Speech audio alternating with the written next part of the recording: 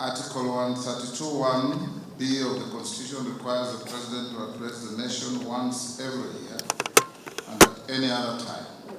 Further, Article 132(1)(c) of the Constitution requires the President to once every year report in an address to the nation on measures taken and progress achieved in the realization of our national values. Additionally, Article 132(1)(c)(3) of the Constitution provides that the President shall submit a report for debate to the National Assembly on the progress made in fulfilling the international obligations of the Republic.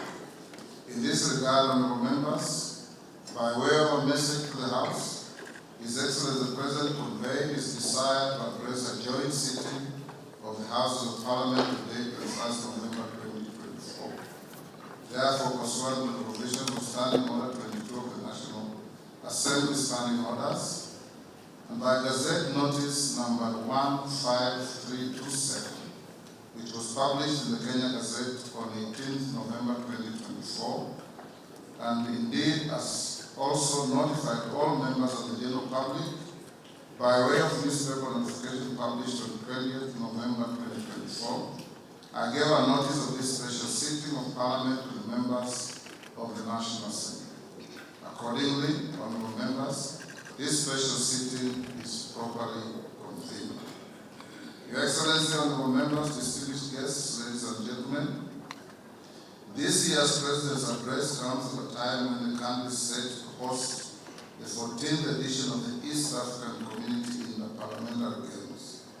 The Interparliamentary Games shall bring together participants from the member states of the East African Community and the East African Legislative Assembly, and are part of the deepening, widening, and tightening of the integration process. The Games are scheduled to commence next month on 7th December 2024 in Mombasa County, and all is set in readiness for these Games. Moving on, Your Excellency, it's in the custom of Parliament to recognize invited guests seated in our galleries. I therefore wish to recognize the following guests who are seated in the Speaker's Hall. Her Excellency Mama Rachel Ruto, First Lady of the Republic of Kenya, and other members of the First Family. His Excellency Honorable Professor Kithure Kindiki, the Deputy President of the Republic of Kenya and the spouse of the Deputy President, Her Excellency Dr. Joyce Kidure. Honorable Musalia Mudavadi, EGH, the Prime Cabinet Secretary and Cabinet Secretary, Minister of Foreign Affairs and Diaspora Affairs. Your Excellency, honorable members, also present in the Speaker's Row this afternoon are the Honorable Lady Justice Philomena Mbete Mwilu, MGH, Deputy Chief Justice and Vice President of the Supreme Court. She is accompanied by Honorable Justice Mohammed K. Ibrahim and Justice William Moko, judges of the Supreme Court of Kenya. Also accompanying the Deputy Chief Justice are Honorable Justice Oscar Angote, presiding judge of the Environment and Land Court, Honorable Lady Justice Jemima Wanza Kelly, judge of the Employment and Labor Relations Court. We are also honored to have in our midst the immediate former speakers of the Houses of Parliament, the Honorable Justin Bedan Njoka Muturi, EGH, Cabinet Secretary for Public Service and Human Capital Development, the Honorable Kenneth Marende, EGH, the Honorable Kenneth Makelo Lusaka, EGH, current Governor of Bungoma County, Honorable Ekwe Ethro. Additionally, we also are pleased to be hosting a delegation visiting our Parliament from the Republic of the Gambia.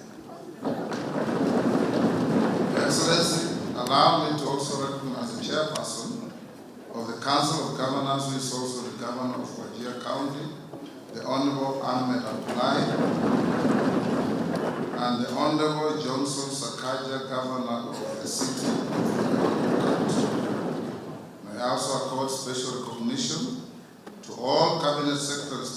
and particularly acknowledge 4 of them who are former ranking members of the Houses of Parliament, namely Aden Duale EGH, former leader of the majority party in the National Assembly, Honorable Onesimus Murkomen EGH, former Senate Majority Leader, Honorable John Badi EGH, Honorable Pio Wandai EGH,